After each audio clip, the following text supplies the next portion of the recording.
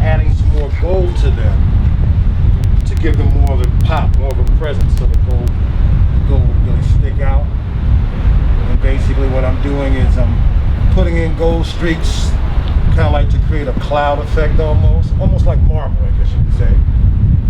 And then what I do then, just dip into white paint and try to blend the white and the gold together. So you have various shades of white and gold. And again, trying to create that kind of almost like window or marble effect, if you will.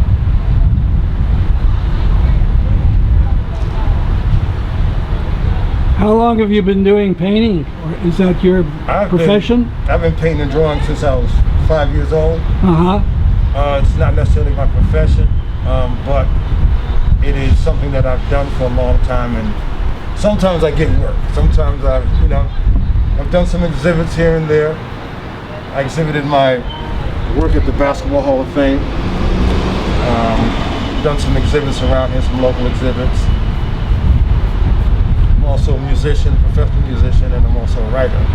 Great. So I'm trying to manage these artistic disciplines. As you know, it's not easy. I need 48 hours in a day. But I'm glad this project came along, man. This is actually my home church. I was baptized here back in 1976. My mother came up in this church. My aunts, cousins. It's a family church for me. And I'll be honest with you, I'm not that active right now. I'm actually not really active at all. So it was a blessing. Ran into my pastor while we were doing the Black Lives Matter mural downtown Bridgeport. And the conversation developed from there, and next thing you knew, we made some plans to do this. When did you start it? 2 weeks ago. So this is like 13th day. I probably worked on it about 10 days out of the 13. Usually anywhere from 4 to 6 hours a day. Kind of had to cut it short with all the heat, the oppressive heat the past few days. But again, we should have this done probably within the next couple of days. And you said you worked on it with a partner. Who was that? Yeah, his name is Keith Pierce. There's another guy who came in also, but Keith Pierce is an educator. He's been a long time coach in the Bridgeport public school system. He is a graduate of Harding High. He was a basketball and football star. And what a lot of people don't know about Keith is that he's an artist. And what happened was he's been displaying his art on social media the past couple of years. So consequently, I ran into him at the mural painting in Bridgeport. And I said, Keith, man, I don't know if this is going to happen yet, but if it comes through, would you like to help me do this Black Lives Matter mural at Mount Aery? Because he goes here. So there was a perfect storm. So he said, of course. And we just got it moving. So this is where 2 weeks later, this is where we are. And we're almost done, and I'm very, very happy. One thing about artists, and I think you know this yourself, being a creative person, we have a tendency to be our own worst critics. Keith and I will step in, and again, when you're working on something at such a large scale also, you have to step back and look at it. And Keith and I all week were stepping back, we were looking at this thing, we were smiling, which is kind of rare for both of us because we are our own worst critics. And we kind of saw the evolution of this thing. And I know Steve has too, because he's been here and there a few days. Just the evolution of this from a blank space. And what's even more gratifying for me, 24 years ago, I painted on the same wall with about 45 to 50 kids. We were part of a literacy camp. And we created a mural that's totally different from this. And this one was a lot more difficult because of the precision and the lines and that type of thing. What I did with the kids, we had it was almost like 6, 7 paintings in one. And what happened was they did a lot of work. I kind of came up and cleaned up behind them because you're working with kids anywhere from the ages of 5 to 13. They're gonna make mistakes. So it looked like my work, the amazing thing is that this mural stood for 22, almost 23 years. Huh. And it only had been, I think it only had been defaced maybe once or twice. I had to come in one time to touch it up, and that was it. So I think that bodes well, even in the current climate. As we know, a lot of these murals have been damaged and defaced by vandals and people who have nefarious intent. But this is a church.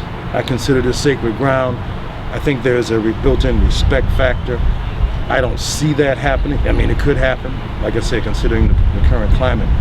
But I'm hoping that this thing stands for another 22 years and beyond. Great. I hope it serves as a message for everyone. Now, are there specific meanings to some of the symbols, like the one at the end?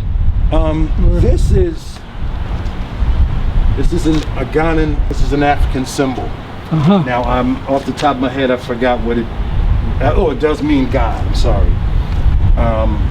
This is what Keith has been working on. He's been working solely on this letter B, and there are various symbols in here. I know that the chains represent bondage. Some of the other stuff I might not, I probably don't know, so I don't want to venture to answer that. But one of our associate pastors, Kathy Williamson, suggested this design. So Keith took her suggestion and he ran with it. And he did an excellent job. He's a master at lines. Very, very patient. I really appreciate his participation in this project. What I wanted to do with the letters, because they wanted white letters, but I wanted to, at first it was just white. So Keith and I were talking, so man, we need to trim this in gold.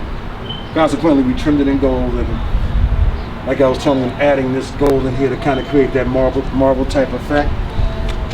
This is taken from, this is what you call kente cloth, African wear.